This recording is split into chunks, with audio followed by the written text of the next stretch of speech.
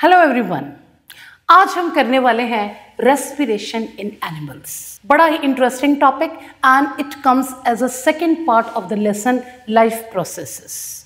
तो क्या है इसमें कि रेस्पिरेशन इन एनिमल्स, जनरली बच्चे सोचते हैं कि ये सिर्फ ब्रीदिंग है, सांस लेना और सांस निकालना। Yes, that's it, but it is a part of it. अब आप क्लास 10th में हो गए हैं, थोड़ा सा इसको डीप लेंगे। तो पहले की रेस्पिरेशन है क्या? Respiration has got 2 steps. First is breathing, जिसको हम कह सकते हैं कि फिजिकल लेवल की रेस्पिरेशन है, और second is the cellular respiration. Cellular respiration. और ब्रीदिंग कैसी होती है? Breathing has got again 2 steps. One is inhalation. One is inhalation, यानी सांस लेना, जो आप बचपन से पढ़ते आ रहे हो कि सांस लेना is respiration. And next is exhalation. और यू मस्ट बी नोइंग कि हम इनहेल क्या करते हैं? Through our respiratory tract the oxygen rich air from the atmosphere, and exhalation, the carbon dioxide rich air is expelled out from the body. लेकिन इस बीच में क्या होता है? इस बीच में gaseous exchange होती है। Gaseous exchange means कि जब आपके lungs के अंदर, because lungs are the respiratory organs in human beings, तो हम ह्यूमन बींग्स थोड़ा डिटेल में करेंगे। तो उसके अंदर जब लंग्स के अंदर आप इनहेल करके ऑक्सीजन रिच एयर अंदर चली जाती है at the alveolar level, we will discuss it in detail, वहाँ पर गैसेस एक्सचेंज होती है with the help of blood. तो ब्लड ऑक्सीजन को ले लेगा और कार्बन डाइऑक्साइड को लंग्स में वापस दे देगा, और जिसको through exhalation lungs expel out करेंगे। So gases exchange is also the step. और जो सेल्यूलर रेस्पिरेशन है, अब इस लंग्स में जब ऑक्सीजन आ गई, ब्लड ऑक्सीजन लेकर आया, सेल तक लेकर जाएगा, और सेल्यूलर लेवल पर रेस्पिरेशन होगी, तब आपका रेस्पिरेशन का एक्चुअल मीनिंग पता लगता है। एंड सेल्यूलर लेवल पे क्या होता है? There is a break down of glucose with the help of oxygen, with the help of oxygen to release energy, and that energy is stored in the form of ATP, that is adenosine triphosphate. So this is what actually respiration is. Respiration includes inhalation of oxygen rich air and exhalation of carbon dioxide rich air. In between, there is a gaseous exchange inside the respiratory organ, that is lungs. And finally, the breakdown of glucose inside the cell with the help of oxygen, that is oxidation of food, to release energy along with carbon dioxide. और ये carbon dioxide blood वापस ले जाता है for exhalation through the lungs. So this is what respiration is.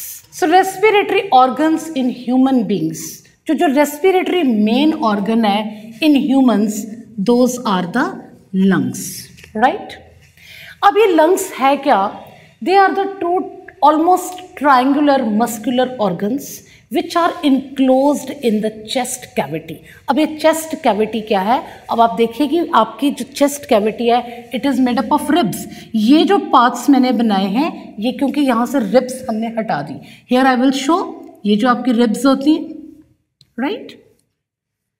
और ये ribs है आपकी। देन फ्रंट आपकी बोन जो होती है, chest bone, that is a sternum. तो दोनों side ribs, there are 12 pairs, और बैक साइड रिब्स होते हैं विद अ वर्टिब्रल कॉलम। और नीचे से एक मस्कुलर शीट होती है, पूरी एक चेस्ट कैविटी बनती है, और इसके नीचे एक मस्कुलर शीट है which is known as diaphragm, which is known as diaphragm. तो ये एक कंप्लीट आपका एक चेस्ट कैविटी बन जाती है, जिसके अंदर ये वाइटल आपके ऑर्गन्स, लंग्स इनक्लोज्ड है। यहीं पर हार्ट भी होता है। Here it is not, I am not showing it. So जब लंग्स चेस्ट कैविटी में इनक्लोज्ड है, इसके अलावा लंग्स के ऊपर एक प्रोटेक्टिव लेयर होती है, covering, and the covering of the lungs is known as 2 membrane structure, that is the pleura. Pleural membranes कह सकते हैं उसको, प्लूरल मेम्ब्रेन्स।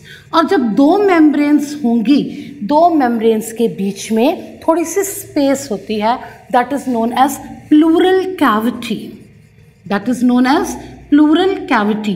और इस कैविटी के अंदर fluid, it is a fluid filled cavity and that it is known as the pleural fluid.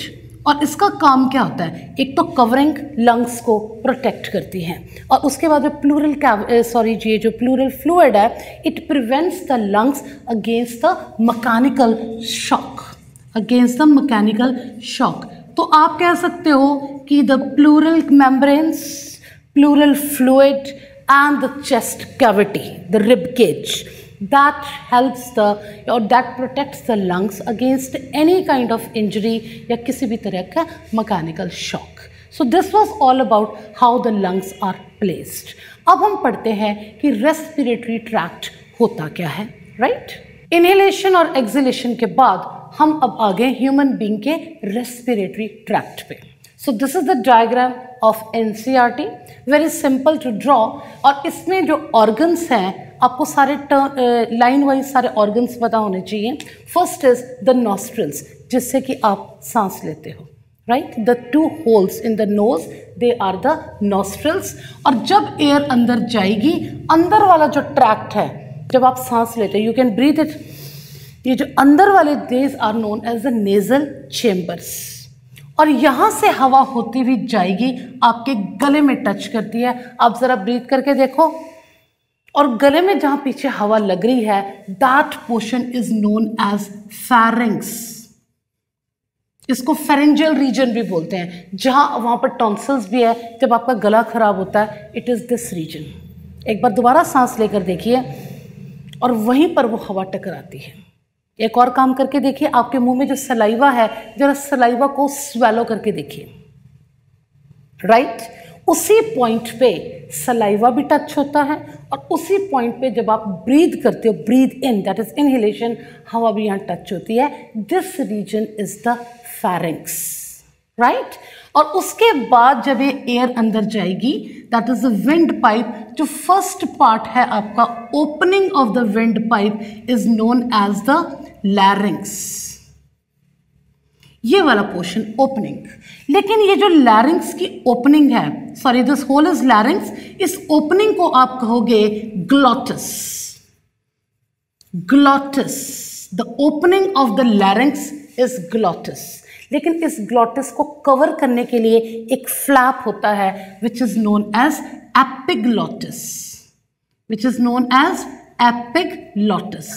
होता क्या है कि जब आप सांस लेते हो या खाना खाते हो, सॉरी, स्वेलो करते हुए, क्योंकि इसके पीछे फूड पाइप है, right? Somewhere here is a food pipe. जब आप खाना खाओगे, स्वेलो करोगे, आपके इस विंड पाइप में कुछ ना चला जाए, ये फ्लैप इसको कवर कर लेता है, जस्ट लाइक दिस. इसको ये कवर कर लेगा और खाना आपका फूड पाइप में जाएगा. So this function of this epiglottis is to prevent the entry of food in the respiratory tract while swallowing. तभी आपको बताया कि जो फेरेंजियल रीजन होता है, ये कॉमन होता है, जिसमें कि एयर भी टच होगी और यहाँ पर खाना भी आएगा. लेकिन खाना फूड पाइप के अंदर ही एंटर करे, इसलिए ये फ्लैप क्लोज हो जाता है. Now the opening, this whole portion is the larynx. और लैरिंग्स को हम क्या बोलते हैं? Voice box. और वॉइस बॉक्स क्यों कहते हैं? कि आपकी आवाज़ यहीं पर प्रोड्यूस होती है, और इस वॉइस बॉक्स की ओपनिंग में ही ये जो दो वोकल कॉर्ड्स बनाई हैं, these are the vocal cords. These are the vocal cords. यानी जो अगर आप अपने लैरिंग्स की ओपनिंग में देखिए, 2 क्रॉस करके वोकल कॉर्ड्स होती हैं. When you breathe the air inside, तो ये वोकल कॉर्ड्स वाइब्रेट करती हैं और वॉइस प्रोड्यूस होती है. That is why this larynx region is known as the voice box. उसके बाद नीचे आता है ट्रैकिया. नीचे क्या आएगा? Trachea. And trachea is also known as the windpipe, right? और इस ट्रैकिया में जो खास बात होती है, it is provided with cartilaginous ring like structures. अपने गले को टच कीजिए और यहाँ पर फील कीजिए, ये रिंग्स हैं, कार्टिलेजिनस रिंग्स। आपने अपने वॉशिंग मशीन में देखा होगा वो जो पाइप है जिसको आप ह्यूज पाइप कहते हो, ह्यूज, उसमें भी चूड़ियाँ सी बनी होती है। It is not a plain pipe like, why? क्योंकि जब पानी उसमें से निकलेगा तो जब पानी नहीं है एयर उसको कोलैप्स ना कर ले। क्योंकि अगर आपकी विंड पाइप सांस लेते हुए और सांस बाहर निकालते हुए विंड पाइप में अगर ये कार्टिलेजिनस रिंग्स ना हो तो ये हो सकता है कोलैप्स कर जाए। और सांस लेना is a very vital life process, और सांस रुक ना जाए। Nature has provided this trachea with cartilaginous ring. ये इंपॉर्टेंट क्वेश्चन आता है कि why trachea is provided with cartilaginous ring. Simple एक लाइन में आंसर है, to prevent the collapsing of the windpipe when there is no air, that's it. तो ये cartilaginous ring उसको प्रॉपर ओपन पोजिशन में रखते हैं। सो इसमें आपको ट्रैकिया का रोल भी पता लग गया, राइट? एंड दिस ट्रैकिया यहाँ नीचे आके जस्ट आउटसाइड द लंग्स ये दो पार्ट्स में डिवाइड हो जाता है। जैसे ये दो पार्ट्स में डिवाइड हो जाता है तो इसका divided portion is known as the bronchus. Singular आपका है ब्रोंकस और प्लूरल इज ब्रोंकाई। यहीं पर मैं लिख देती हूँ, प्लूरल इज ब्रोंकाई, राइट? तो ये जो दो ब्रोंकाई है, each bronchus enters into left and right lung. तो ये जो ये ट्रायंगुलर ऑर्गन्स हैं, मस्कुलर ऑर्गन्स, यानी this bronchi opens into the lungs, और लंग्स आपके क्या है? These are the respiratory organ. ये आपका लेफ्ट लंग है and this is the right lung. अब ये जो ट्रैकिया है अंदर जाके बिल्कुल किसी अंगूर के गुच्छे की तरह डिवाइड एंड रीडिवाइड और रीडिवाइड होता है। So this bronchus divides and redivides into very small branches known as the bronchioles। ये देखो फाइनली छोटी छोटी बन जाती हैं और इसको हम कहेंगे bronchioles, राइट? बिल्कुल अंगूर के गुच्छे की तरह एक ब्रोंकस दो में डिवाइड हो गया। हर ब्रोंकाई, ये देखिए, हर ब्रोंकस दो में डिवाइड होके फर्दर आगे दो में, आगे दो दो दो दो रीब्रांच होके एक पूरा बंच बन जाता है। और फाइनली हर bronchiole opens into a very small sac like structure, और हर छोटे सैक लाइक स्ट्रक्चर को हम बोलते हैं alveoli. Singular is alveolus and plural is alveoli. और इस एल्वियोलाई की वजह से इस लंग्स का जो सरफेस एरिया है इट इज गेट्स मैक्सिमाइज्ड। और एक लंग में मिलियंस ऑफ एल्वियोलाई होते हैं। और एक्चुअली जो साइट ऑफ गैसियस एक्सचेंज है दैट इज द एल्वियोलाई। अब लेट्स क्विकली रिव्यू इट कि इस रेस्पिरेटरी ट्रैक्ट की वर्किंग कैसे है। सबसे पहले the air enters the nostrils, यानी inhalation. When air is entering the nostrils, तो वो नॉस्ट्रिल के अंदर जब वो नेजल चेम्बर में जाता है तो आपके जो नेजल चेम्बर है, nasal chamber is lined with hair, very fine hair. और उसके बाद उसमें जो सिक्रीशन होती है दैट इज द म्यूकस। तो इन हेयर का और म्यूकस का फंक्शन क्या होता है? Air enters the nasal chamber, it becomes moist, यानी गीली हो जाती है। Dry air becomes moist with the help of mucus. और हेयर क्या करता है? सारे डस्ट पार्टिकल्स को फिल्टर कर देता है, सारे डस्ट पार्टिकल्स को फिल्टर कर देता है, राइट? और एक और काम होता है यहाँ पर, एयर गेट्स वार्म ऑल्सो। तो तीन काम होते हैं आपके नॉस्ट्रिल में। एयर गेट्स फिल्टर्ड, सारे डस्ट पार्टिकल्स ट्रैप हो जाते हैं। एक तो बाल जो हेयर है वो फिल्टर करेंगे, प्लस म्यूकस वो सारी डस्ट को ट्रैप कर देता है और उसके बाद एयर को मॉइस्ट भी करता है। सो air becomes warm, moist and filtered in the nasal chamber, और आपके लंग्स में जाने के लिए एयर अब तैयार है। Now this air passing the pharyngeal region, pharynx के बाद वो, क्योंकि एपिग्लॉटिस खुला हुआ है और ग्लॉटिस से एंटर करेगी वोकल कॉर्ड्स में एंटर करते हुए, then it will enter the lungs. इसको दूसरे कलर से बना देते हैं। Then it will enter the from the trachea to the bronchi, finally the bronchioles, और उसके बाद वो हर एक एल्वियोलाई में एंटर कर जाती है। This is how this respiratory tract is. और आपको क्या पता होना चाहिए? Number 1 it is the nostrils, number 2 nasal chamber, number 3 pharynx, then larynx, then trachea, then bronchi, then bronchioles, and finally the alveoli. So this is all about the respiratory tract. अब आपने देखा respiratory tract में inhalation हो रही है और exhalation भी हो रही है। Now comes the important question जो एनसीईआरटी में तकरीबन पूछा जाता है कि what is the mechanism of inhalation and exhalation. और बच्चे इसमें क्या कंफ्यूज करते हैं कि inhalation is intake of air and exhalation is expelling of the air. Yes, it is right, but the question is mechanism. अब ये मैकेनिज्म क्या है? अब यहाँ देखिए, ये जो रिब्स होती हैं, right, I am just drawing it like this. Ribs के बीच में इंटरकोस्टल मसल्स होती हैं टेंजेंट पे, it is known, they are known as intercostal muscles. और ये मसल्स क्या करती हैं? दीज इंटरकोस्टल मसल्स ये कॉन्ट्रैक्ट करेंगी।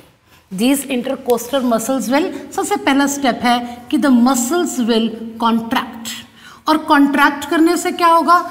इससे रिब केज थोड़ा सा बाहर को और ऊपर की तरफ खिलेगा, यानी रिब केज विल एक्सपैंड या मूव आउटवर्ड एंड अपवर्ड। उससे क्या होगा कि रिब केज, यानी मूवमेंट कौन सी है? रिब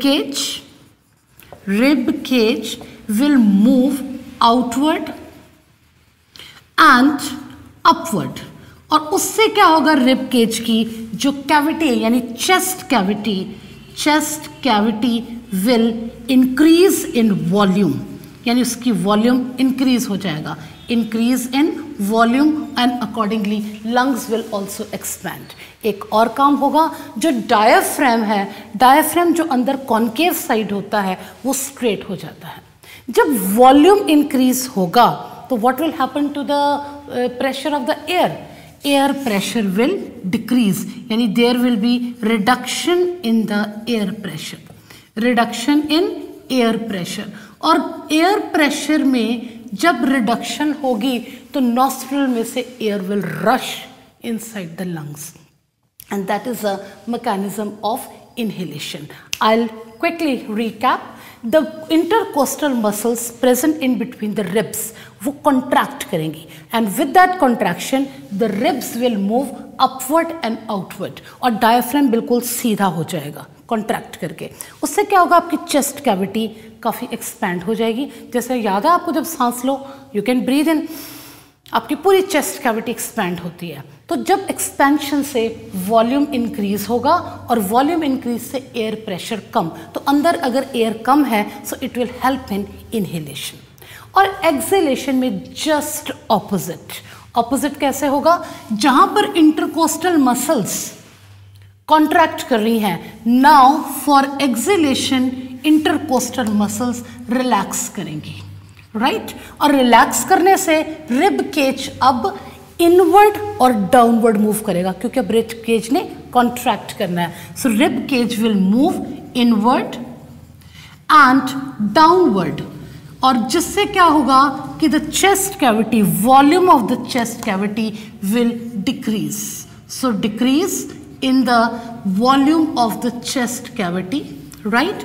और जब volume of the chest cavity decrease होगी एंड अल्टीमेटली लंग्स भी कॉन्ट्रैक्ट करेंगे। उससे जब वॉल्यूम कम होगा तो pressure of the air will increase. So reduction in the air pressure, यहाँ पर क्या होगा? Increase in the air pressure inside the lungs, increase in the air pressure inside the lungs. और जब प्रेशर इंक्रीज होगा, the air which is rich in carbon dioxide that will be expelled out, that is the exhalation. So this is what inhalation and exhalation is. लेकिन inhalation और exhalation के बाद होता क्या है? Gaseous exchange. What is it? Gaseous exchange. तो अगला topic हम जो पढ़ेंगे कि एल्वियोलाई के अंदर गैशियस एक्सचेंज कैसे होता है, right? Now let's discuss gaseous exchange in alveolus. जब एयर रेस्पिरेटरी ट्रैक्ट से लंग्स में एक एल्वियोलाई तक, हर एक एल्वियोलाई तक पहुंच जाती है, तो what is it? The site of gaseous exchange. तो साइट ऑफ गैशियस एक्सचेंज क्या है? That is the alveoli, and this is again important question.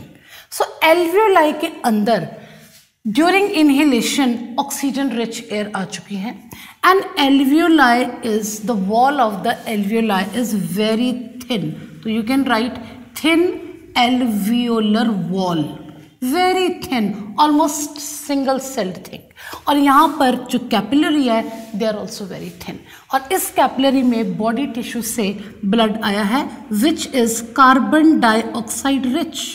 Now due to diffusion concentration of carbon dioxide is more, तो carbon dioxide alveoli के अंदर जाएगी, और oxygen is concentration of oxygen is more in alveoli, so और alveolus से सारी oxygen इस blood capillary में आ जाएगी, और इस तरह से ये जो आपकी ब्लड कैपिलरी है जो ब्लू है दैट इज वेन, इस तरह से ये आपकी ये ऑक्सीजन रिच ब्लड में कन्वर्ट हो जाती है। So this is how this blood is now oxygen rich and this blood was the carbon dioxide rich.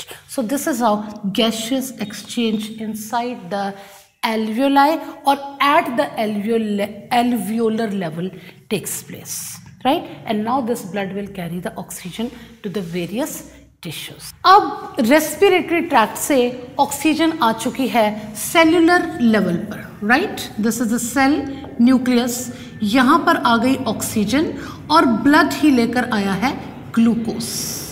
Now glucose की ऑक्सीडेशन होना at the cellular level is known as cellular respiration, लेकिन ज़रूरी नहीं है कि हर वक्त ऑक्सीजन ही हो।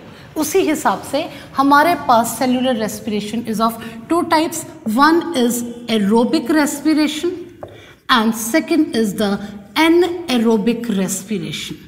लेकिन इससे पहले हम देखेंगे कि एरोबिक और एनएरोबिक रेस्पिरेशन में होता क्या है।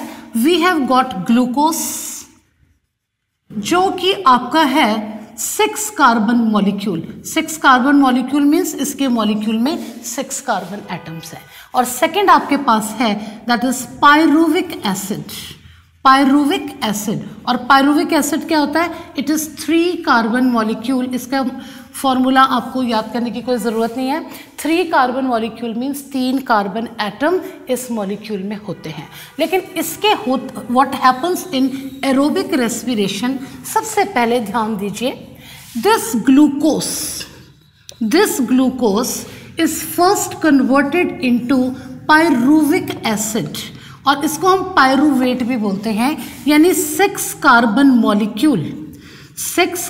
Molecule is being converted into 3 carbon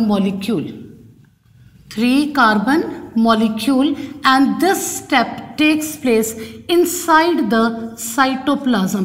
ये साइटोप्लाज्म के अंदर होता है, और इसमें ऑक्सीजन का यूज अभी नहीं है, यानी breakdown of glucose has started, it has converted into pyruvic acid and this takes place inside the cytoplasm.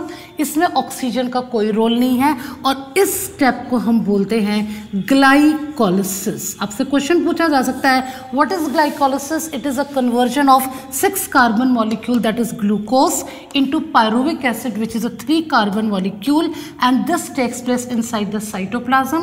There is no oxygen required for this step and this is known as glycolysis.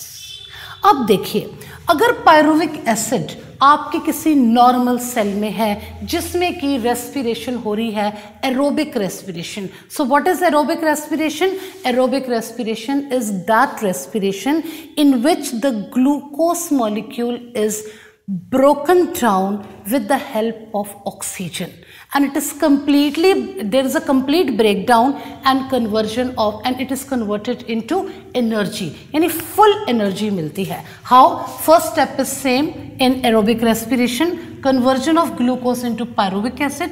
फिर ये pyruvic acid enter करेगा mitochondria में. You remember what is mitochondria? It is a cell organelle जो कि energy release करता है in the form of ATP. तो कैसे रिलीज करेगा? जब उस माइटोकॉन्ड्रिया के अंदर पायरुविक एसिड एंटर करेगा. Because in aerobic respiration this pyruvic acid now requires oxygen, और इस स्टेप को हम बोलते हैं क्रेब्स साइकिल. हायर क्लासेस में काफ़ी डिटेल में हम करते हैं, लेकिन सिंपल आपको याद रखना है, conversion of pyruvic acid into carbon dioxide, water and 38 ATP molecules of energy. This step is known as Krebs cycle. It takes place inside the mitochondria and here oxygen is involved. So जब mitochondrial level पे complete breakdown of glucose होगा to release 38 ATP molecules, such a respiration is known as aerobic respiration. It means aerobic respiration में यानी presence of oxygen होती है, presence of oxygen. और anaerobic respiration as the name indicates it takes place in the absence of oxygen. अब anaerobic respiration होती किसमें है? Generally it occurs inside the yeast cell, और बैक्टीरिया में भी होती है. अब ईस्ट सेल में क्या होता है? सेम चीज, this glucose is converted into pyruvic acid, right. और आपने यहाँ दोबारा लिखना है, it is a 6 carbon molecule and it is a 3 carbon molecule. होता ये भी है inside the cytoplasm and this step is also known as glycolysis. What does it mean? कि एरोबिक रेस्पिरेशन और एनएरोबिक रेस्पिरेशन में ग्लाइकोलिसिस इज कॉमन. लेकिन अगर ये ईस्ट सेल है, yeast cell is a prokaryotic cell, और आपको अगर आपने 9th क्लास में देखा होगा कि प्रोकैरियोटिक सेल में membranous structure, specially double membranous structures like mitochondria present नहीं होते हैं. So in yeast cell there is no mitochondria and now this pyruvic acid जो कि 3 कार्बन मॉलिक्यूल है, वो उसको ऑक्सीजन नहीं मिलेगी और वो साइटोप्लाज्म के अंदर ही होगा, यानी एब्सेंस ऑफ ऑक्सीजन. और pyruvic acid will break down not into water और एटीपी. यस, एटीपी मिलेगा, लेकिन यहाँ पर एक स्पेशल प्रोडक्ट होगा दैट इज इथेनॉल, यानी एल्कोहल. इसका फॉर्मूला अगर आप चाहते हो, इट इज C2H5OH, एल्कोहल बनता है. कार्बन डाइऑक्साइड भी रिलीज होती है, लेकिन एनर्जी मॉलिक्यूल्स, एनर्जी भी रिलीज होगी, बट कितनी? Only 2 ATP. So this also makes it clear कि एनएरोबिक रेस्पिरेशन में आपको बहुत कम एनर्जी मिल रही है as compare to aerobic respiration. और ईस्ट को ज़्यादा एनर्जी चाहिए भी नहीं होती, लेकिन उसमें ईस्ट का एंड प्रोडक्ट क्या है ईस्ट में? That is ethanol. और इस प्रोसेस को यानी anaerobic respiration in yeast cell it is known as fermentation. क्या कहोगे इसको? फर्मेंटेशन. तो क्वेश्चन आता, what is fermentation? It is a kind of anaerobic respiration occurs inside the yeast cell. End product of fermentation is ethanol, carbon dioxide and very less amount of energy. इसमें आप एक और point भी add कर सकते हैं. Here it is partial breakdown. Breakdown means उसको तोड़ के उसमें से एनर्जी निकालना, और कंप्लीट ब्रेकडाउन नहीं होता, क्योंकि कंप्लीट ब्रेकडाउन होता तो सारा ही आपको कार्बन डाइऑक्साइड और सारी एनर्जी मिलती. Complete breakdown of glucose occurs in aerobic respiration and here it is partial breakdown. और पार्शियल यानी थोड़ी सी एनर्जी रिलीज हुई है और बाकी आपको एंड प्रोडक्ट इथेनॉल मिल गया. अब देखिए कि एनएरोबिक रेस्पिरेशन ईस्ट सेल के अलावा और कहाँ होती है? In case of muscle cells. लेकिन एक बात याद रखना, नॉर्मल मसल सेल्स नहीं. जिस टाइम आप एक्सरसाइज करते हो, यानी during strenuous exercise, right. Strenuous means काफ़ी हाइपर एक्टिव होके जब आप एक्सरसाइज करते हो। यू रिमेंबर जब आप कभी रनिंग करो या कोई एक्सरसाइज करो या ज़्यादा चल लो, after some time your muscles start paining, aching, और उसको हम क्या बोलते हैं, मसल क्रैम्प्स, कि उसमें खलियाँ पड़ गई हैं। तो what are those muscle cramps, let us see. Muscle cell यानी आपके जो नॉर्मल मसल सेल्स में जब आप दौड़ोगे तो किस टाइप की रेस्पिरेशन होगी, एनारोबिक। तो first step will be same, that is glucose is converted into pyruvic acid, और यही इसी this also takes place, this itself takes place in cytoplasm and this is known as glycolysis. लेकिन ये pyruvic acid, इसको oxygen तो मिलती है लेकिन बहुत कम ऑक्सीजन मिलती है, और ये pyruvic acid is you can say इसको कन्वर्जन जो होती है इनटू लैक्टिक एसिड। इसमें कार्बन डाइऑक्साइड बहुत कम या ना के बराबर निकलता है, लेकिन only 2 ATP molecules of energy is given. So in anaerobic respiration, yani in the absence of oxygen or very little oxygen, what happens, lactic acid is produced with only 2 ATP molecules of energy. यानी दोनों cases में anaerobic respiration में बड़ी कम energy मिलती है। एक और चीज़ कि जब ये मसल क्रैम्प्स होते हैं, यहाँ पर क्वेश्चन आता है कि what are muscle cramps? Muscle cramps are nothing. During strenuous exercise, what happens? Due to the partial breakdown of glucose, lactic acid is produced, and due to accumulation of lactic acid, जब आपका lactic acid बहुत ज़्यादा accumulate हो जाता है, इकट्ठा हो जाता है मसल्स में, then that causes the muscle cramps. And muscle cramps में क्या, यानी एक क्वेश्चन है, so these muscle cramps are nothing, accumulation of excess of lactic acid in the muscle cells during strenuous exercise. अब ये lactic और muscle cramps ठीक कैसे होते हैं? जब आप muscle cramps में, जब आप when the person is having muscle cramps, it is always advised for a massage और या फिर hot water treatment. Hot water treatment means आप गर्म पानी से मसल्स को सेक दीजिए, तो उससे क्या होगा, ब्लड सर्कुलेशन फास्ट होगी, यानी more oxygen will be given to this lactic acid, और उससे क्या, ब्लड सर्कुलेशन से, यानी blood circulation is increased, release of, you can say, more oxygen, and that oxygen completely breaks down the lactic acid and gives carbon dioxide and extra energy. यानी धीरे धीरे वो lactic acid dissolve हो जाता है। That's clear? तो एक muscle cramps पर भी क्वेश्चन आपका क्लियर हो गया। Now अब हम इन तीनों चीज़ों को इकट्ठा करेंगे। कैसे इकट्ठा करेंगे, यानी आपके अगर NCERT बुक में देखिए, ये जो रिएक्शन है यानी एनएरोबिक और एरोबिक रिएक्शन एक ही जगह सम अप करके दिया हुआ है, और क्वेश्चन क्या आता है, what is the fate of pyruvic acid during respiration? What is the fate of pyruvic acid in respiration? Fate का क्या मतलब होता है, यानी इसका what is its pathway? Fate भी पूछते हैं, इसको पाथवे भी कहेंगे during respiration. So what happens here is कि आपका जो ग्लूकोज है, glucose which is a 6 carbon molecule, this is converted into, this 6 carbon molecule is converted into pyruvic acid or pyruvate. It is a 3 carbon molecule, right?